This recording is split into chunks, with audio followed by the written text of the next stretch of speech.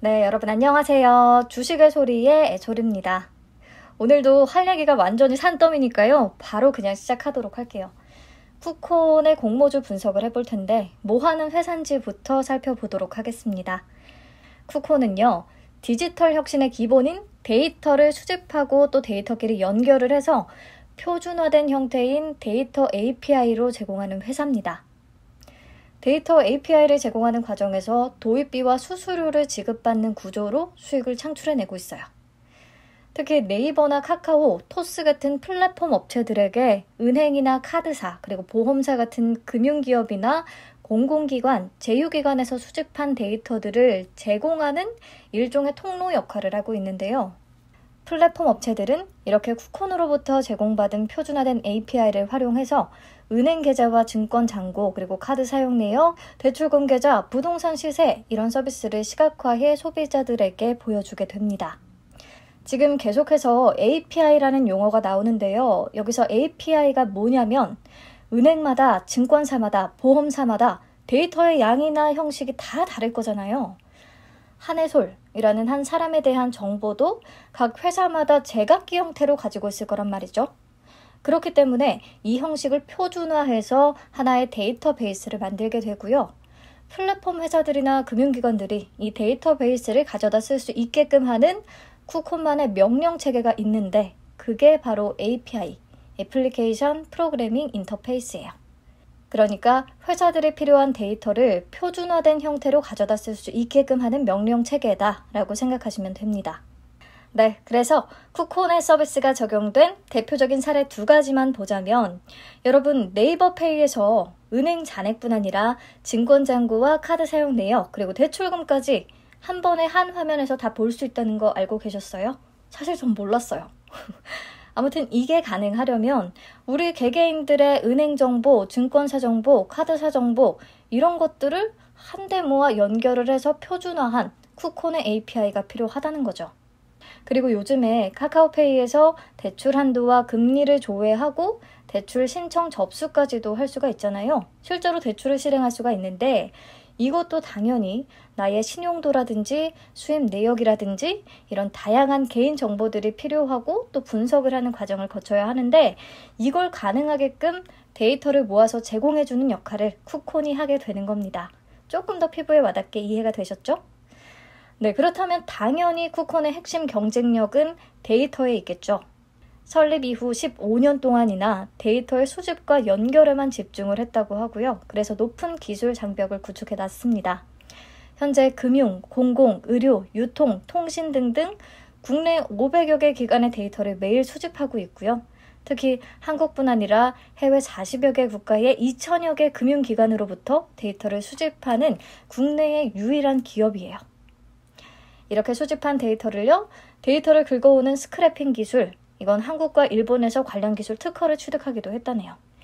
그리고 은행과 증권사, 카드사의 정보가 실시간으로 공유되는 통신망도 갖고 있고요. 또 금융회사 외에 자동차, 부동산 등 아주 다양한 분야의 빅데이터를 구축해놨고 그리고 오픈 뱅킹이 가능하게끔 하는 오픈 API를 국내 최초로 구축하기도 했어요. 이런 굵직한 기술들을 활용해서 수집된 데이터들을 연결합니다. 이렇게 데이터 수집 연결 관련해서는 250여 건의 지식재산권을 보유하면서 이미 높은 기술 장벽을 만들어 놨어요. 그리고요, 이렇게 수집하고 연결한 데이터를 API 형태로 조직화해서 국내 최대 API 스토어인 쿠콘닷넷을 통해 판매하고 있습니다. 그리고 여기서 쿠콘의 경쟁력이 하나 더 나오는데요. 쿠콘은 이렇게 데이터 서비스만 제공하는 게 아니라 페이먼트 서비스도 제공합니다. 간편 결제와 이런 계좌 인증, ARS 인증, 예금주 조회 이런 것들이 가능하고요. 전자금융 API를 통해서 출금, 이체, 잔액 조회, 거래 내역 확인 이런 것들이 모두 가능합니다. 이렇게 데이터 서비스 역량에서도 최고 수준, 그리고 페이먼트 서비스 역량도 높은 수준을 동시에 보유하고 있어서 독보적인 서비스 경쟁력을 확보했다고 볼 수 있겠습니다. 네, 그래서 금융기관, 핀테크, 공공기업 등 대한민국을 이끌어가는 내노라 하는 기업 1,600개 이상이 현재 쿠콘의 API를 활용하고 있어요. 이것만으로 쿠콘의 경쟁력은 충분히 입증이 된 겁니다.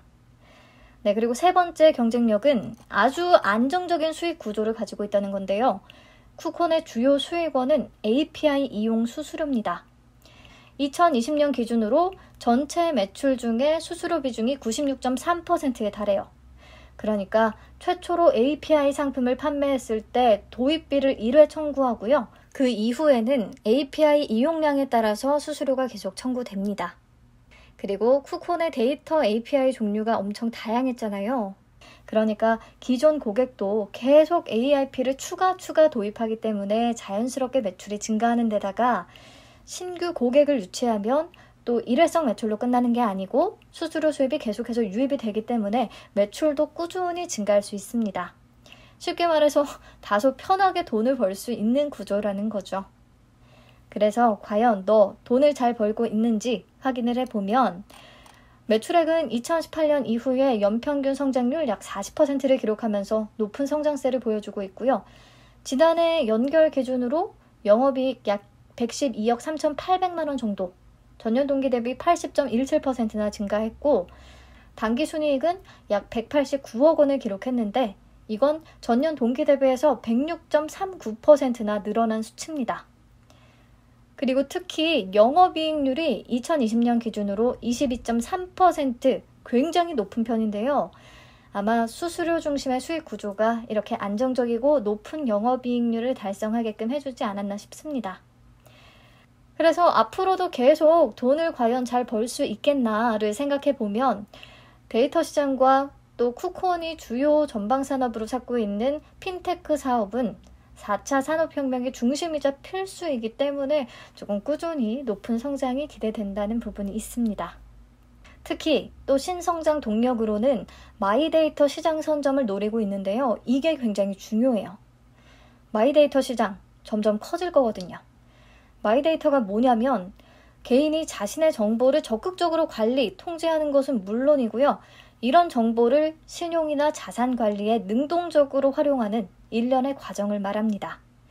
예를 들어서 소비자가 금융기관에 자신의 신용 정보를 마이데이터 업체에 전달하라고 요구를 하면 마이데이터 업체는 관련 정보를 취합해서 다양한 서비스를 제공하게 되는 거예요. 이 제공하는 서비스에는 뭐가 있냐면 최적의 자산 포트폴리오를 제공한다든지 신용 점수에 따라서 대출금리 조정을 받게끔 한다든지 또 내가 받을 수 있는 정부 지원 프로그램을 종합해서 조회해서 보여준다든지 이렇게 정말 다양한 형태가 있습니다. 생각해보면 앞으로 계속 금융 분야에 있어서는 비대면 문화가 더더 활성화될 것이고 또 요즘 개개인들은 본인 판단하에 직접 자산 관리를 하려고 하기 때문에 마이데이터 시장 점점 확대될 것 같아요. 쿠콘은 올해 1월에 마이데이터 사업 허가를 획득했고요. 이를 통해서 신규 사업 기회를 확보했습니다. 이미 관련 상품 4종을 내놨고 시장을 선점하겠다는 목표예요. 네, 그리고 지금까지는 핀테크 기업 위주의 금융 데이터 API를 주로 제공했다면 이제 의료, 유통, 빅데이터 등 상품 범위를 확대할 계획이라고 합니다. 쓰임새가 더 많아지기를 기대할게요. 보면 참 사업 내용과 구조 자체가 정말 너무 매력적인 기업입니다. 하지만 위험 요소도 분명히 존재하겠죠. 2가지만 같이 볼 건데 첫째, 마이데이터 사업 관련한 매출 감소 위험입니다. 앞에서 설명드린 마이데이터 관련해서 제도가 변경되는 부분이 있는데요. 2021년 8월부터는 마이데이터 사업자가 데이터 서비스 제공을 목적으로 개인 신용 정보를 수집할 때 스크래핑 방식의 사용이 금지됩니다. 그래서 쿠콘의 데이터 서비스 중에 개인정보를 스크래핑 방식으로 수집해서 제공하는 개인정보 API 매출이 일부 감소할 것으로 예상이 됩니다. 앞으로 스크래핑 방식 사용 제한에 따라서 감소가 예상되는 매출의 규모는 약 21억 원입니다. 전체 매출액 대비 4.09% 수준으로 추정을 했네요, 회사는. 앞으로도 이런 법적 규제에 따라서 영업활동에 부정적인 영향이 있을 수도 있다는 부분 인지해야겠고요. 하지만 또 어떤 측면에서 보면 마이데이터 도입에 따라서 새로운 비즈니스 기회를 또 창출해냈기 때문에 매출액이 감소하는 부분을 어느 정도 만회할 수 있지 않을까 싶어요. 앞으로도 이렇게 법제도 변화에 유연하게 잘 대처해 나갔으면 좋겠네요. 네, 그리고 다음으로 두 번째는 보유 주식의 가치 변동에 따른 위험입니다. 보시면 단기 손익 공정가치 측정 금융자산, 용어가 굉장히 어려운데 단기 손익에 포함되는 금융자산의 가치를 말해요.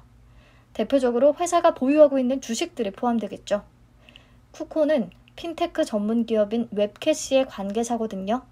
대주주도 지분 30.24%를 보유한 웹캐시의 자회사 웹캐시 벡터예요.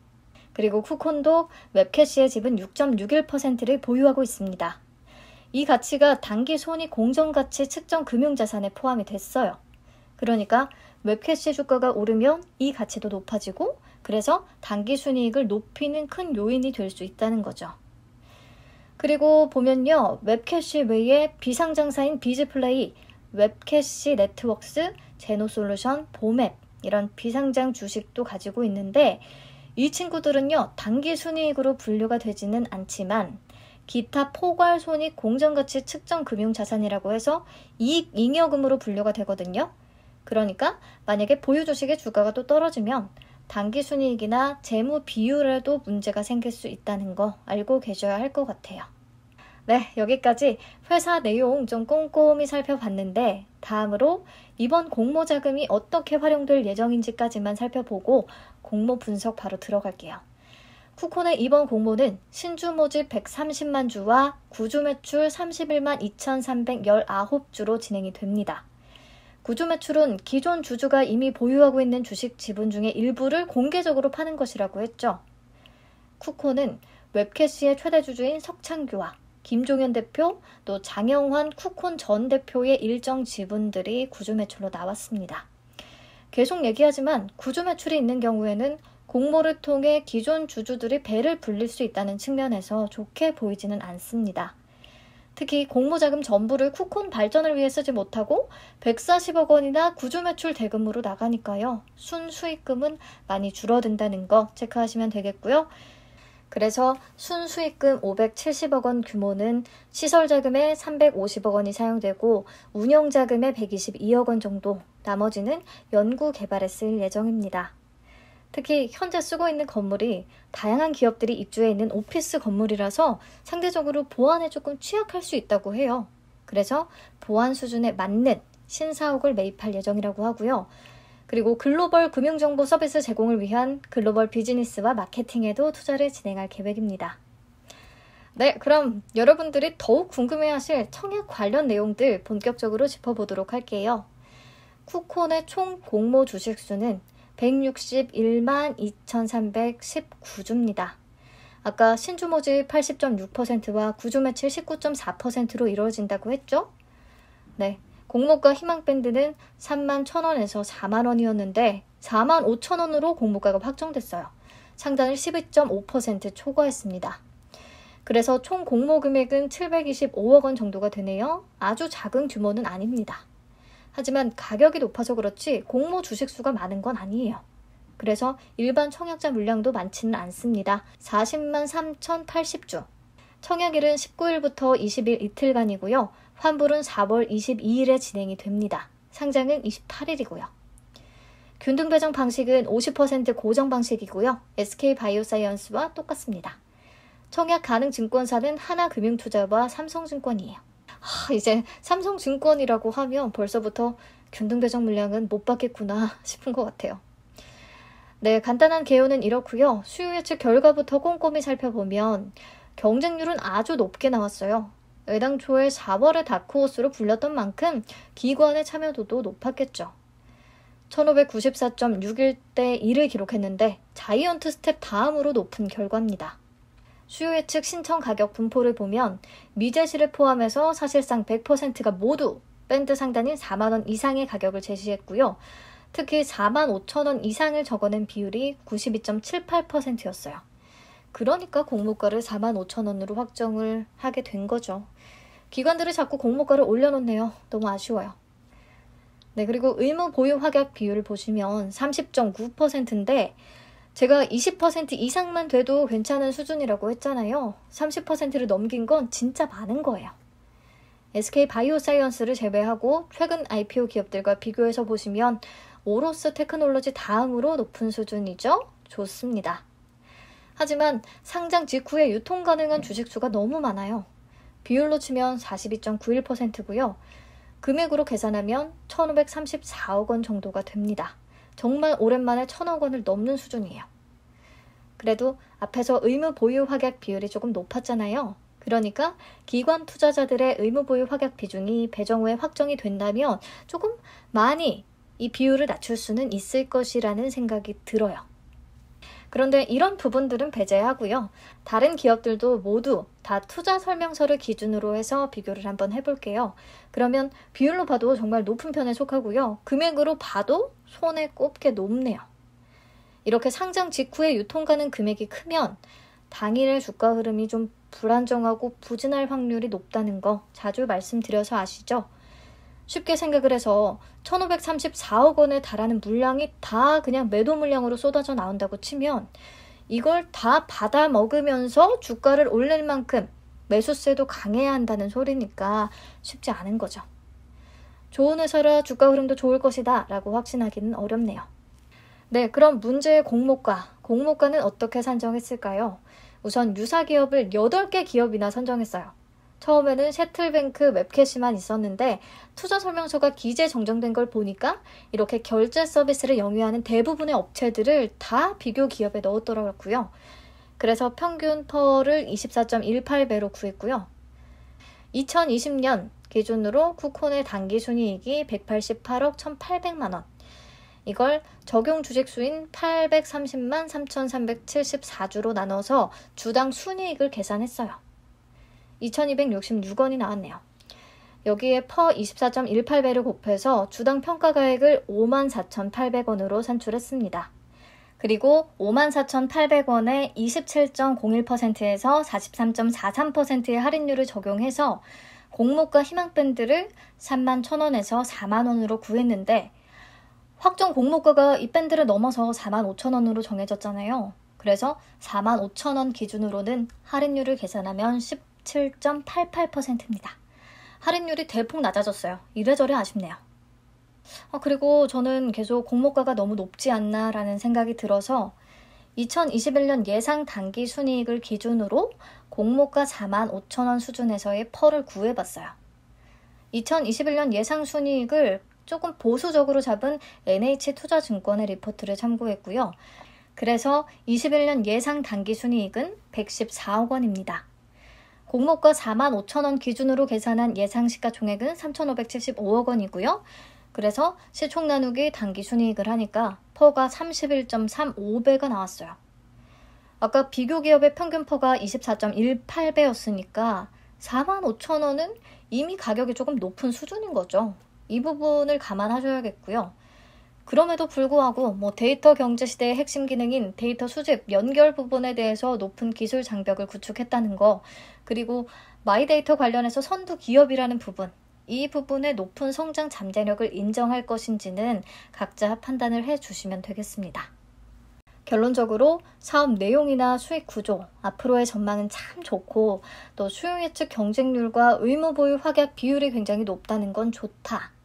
하지만 밴드 상단을 초과해버린 공모가, 그리고 밴드 상단 기준으로는 이미 주가가 조금 다소 고평가됐다는 사실, 게다가 유통 가능 물량과 금액이 높은 수준이라는 것은 분명히 단점으로 작용할 수 있겠습니다. 네, 그럼 증권사별 청약 한도와 균등 배정, 비례 배정 수량까지 예측을 해본 뒤에 최종 결론을 내보도록 할게요. 먼저 하나금융투자는 일반 등급에 해당하면 14,000원주까지 청약을 할 수가 있고요. 그래서 최대로 청약 가능한 금액은 3억 1,500만 원입니다. 우대는 2배까지 가능하고요. 그리고 청약 초일 전일까지 개설된 계좌에 한해서 청약이 가능하기 때문에 4월 18일까지는 계좌를 만드셔야 해요. 삼성증권은요, 온라인 전용의 경우 3,000주까지밖에 청약을 못합니다. 이 경우에 필요 증거금 6,750만 원이에요. 많이 하고 싶어도 못하는 거죠. 일반 등급이면 2배인 6,000주까지 가능하고요. 마찬가지로 4월 18일까지 개설해야 청약 가능합니다. 그리고 삼성증권은 20영업일 제한 없이 비대면으로 개설 가능하다는 거 참고하세요. 네, 그럼 이제 균등 배정 수량부터 예측을 해볼 건데요. 균등 배정 방식은 50% 고정 방식이라고 했죠. 그래서 증권사별 배정 물량에 따른 균등 배정 물량을 표에 적어놨어요. 하나금융투자는 14만 1,078주, 삼성증권은 6만 462주. 그리고 청약 건수는 뭘 토대로 예측을 했냐면 쿠콘보다 규모가 조금 작기는 했지만 같은 중형급이었던 엔시스와 비슷하지 않을까 생각했거든요. 그런데 엔시스의 주관사는 미래에셋대우였고 미래에셋대우는 공모주 3대장 중에 하나이기 때문에 조금 더 높았을 것 같기는 해요. 그래서 하나금융투자는 그 애는 못 미칠 거라고 생각했고요. 삼성증권은 늘 많이 접수가 되는 것 같아서 30만 주까지 잡아봤어요. 어쨌든 결과는 하나금융투자나 삼성증권이나 추첨해서 당첨이 돼야 겨우 한 주를 받을 수 있다는 겁니다. 그러니까 균등 배정만 노린다면 최소 청약 수량 10주만 청약해도 충분하겠죠? 필요한 금액은 4만 5천 원 곱하기 10주 곱하기 50%에서 22만 5천 원이 되겠습니다. 두 증권사에 하려면 총 45만 원 필요하겠고요. 하지만 균등 배정 받기는 너무 어렵다는 거 인지하고 계셔야 해요. 네, 다음으로 비례 배정 수량을 예측해 볼 건데 엔시스 때 몰린 총 증거금 규모가 14조 원 정도가 됐거든요. 그리고 비례 경쟁률은 무려 5,147대 1을 기록했죠. 쿠콘에도 증거금이 비슷하게 15조 원 정도가 몰린다고 가정을 하고요. 총 비례 경쟁률을 제가 계산을 해보니까 3,308대 1 정도가 나오더라고요. 왜 경쟁률이 엔시스 대비해서 한참 낮냐면 공모가가 쿠콘이 훨씬 비싸기 때문에 총 청약 수량은 쿠콘이 확 줄어드니까 그렇습니다. 그리고 저는 두 증권사의 비례 수량을 합쳐서 경쟁률을 구한 거고요. 각 증권사마다의 비례 경쟁률은 또 다르겠죠, 당연히. 대충 하나금융투자는 3,500대 1에서 3,800대 1까지로 예측을 했고요. 삼성증권은 4,000대 1에서 4,500대 1까지 갈 수 있다고 생각했어요. 그러면 하나금융투자에서 일반 등급 최고 한도인 14,000주까지 풀청약했을 때 비례 배정 4주 받을 수 있겠고요. 삼성증권에서 일반 등급 최고 한도인 6,000주까지 청약을 하면 비례 배정 1주를 받을 수 있겠습니다. 비례 배정분 계산할 때는 546입 제도가 적용된다고 하네요. 네, 물론 비례 경쟁률 당연히 제 예상보다 더 높을 수 있고요. 그만큼 배정 수량이 줄어들 수 있다는 부분은 꼭 명심하셔야 합니다. 네, 그렇다면 상장 당일의 주가는 얼만큼 오를 수 있을까? 현재 장외 시세를 참고해서 보면요. 38 커뮤니케이션 기준으로 현재가는 82,500원이고 매도 호가는 9만 원에 매수 호가는 7만 5천 원에 나와 있더라고요. 앞에서 봤듯이 상장 당일의 주가 흐름이 좋을 것이라고 확신할 수는 없지만요. 그래도 매도 호가 9만 원, 그러니까 시초가를 공모가 대비해서 2배 수준에서 형성하는 건 가능하지 않을까라고 생각을 합니다. 운 좋게 균등 배정 2주를 받게 된다면 수익 9만 원 정도는 낼 수 있겠다는 거죠. 소고기 먹을 수 있겠네요. 그래서 저의 최종 청약 전략은 분명히 사업 내용과 전망 그리고 실적만 놓고 보면 너무 매력적이었는데 밴드 상단을 넘어가는 공모가, 높은 수준의 유통 가능 비율과 유통 가능 금액 이런 부분들이 확실히 마음에 걸립니다. 특히 유통 가능 금액이 낮아야 상장 당일에 좋은 성과를 낼 확률이 높은데 조금 불안한 것 같아요. 구주 매출이 19.4%인 것도 그렇고요. 그렇지만 4월 공모주 중에 가장 주목받는 기업이기도 하고 기관의 의무 보유 확약 비율을 통해서 기관이 이 기업을 갖는 확신도 조금 높다는 생각이 들었고 그래서 장외 시세 매도 호가인 9만 원까지는 가질 수 있지 않을까라고 생각을 하며 청약 참여하려고 합니다. 저는 비례 받기 힘들 것 같기는 한데 그래도 비례까지 생각하고 청약할 예정이고요. 둘째 날 경쟁률 보면서 조금 더 낮은 곳에 청약하겠습니다. 하나금융투자 경험해봐서 아시겠지만 오류가 굉장히 잘 나는 증권사니까 예의주시하고 잘 대응하시는 게 좋겠죠? 그리고 쿠콘은 상장 후에도 조금 잘 지켜볼 필요가 있다는 생각이 드는데 같은 비즈니스를 영위했던 핑거가 상장 후에 성과가 그리 좋지 않았거든요. 당일에도 엄청 흘려내렸고 며칠 내내 약세를 보이다가 갑자기 조금 빰빠박 올랐다가 그 뒤로 또 줄줄 바닥을 파고 내려갔어요. 물론 쿠콘이 완전 선두 기업이기 때문에 더 높은 평가를 받을 수는 있겠지만 우선 배정받은 공모주는 최대한 상장 당일의 승부를 보고요. 혹시 그 뒤로 많이 빠진다면 그때 시장에서 다시 매수 접근해 보는 것도 좋은 전략이 될 수 있겠다는 생각이 듭니다. 회사 내용은 좋으니까. 네, 여러분들도 쿠커는 두 증권사 모두 청약 수수료가 없으니까요. 균등 배정은 우선 노려보는 게 좋을 것 같고요. 비례까지 감안해서 청약을 하실 거려면 4,000주 이상은 청약해야 한 주를 받는다고 생각하시는 게 좋겠습니다. 네, 좋은 판단하시길 바라면서 오늘 영상 마칠게요. 진짜 재미도 없고 길고 긴 내용인데 시청해주셔서 감사합니다. 쿠폰으로 꼭 돈 버시길 바래요.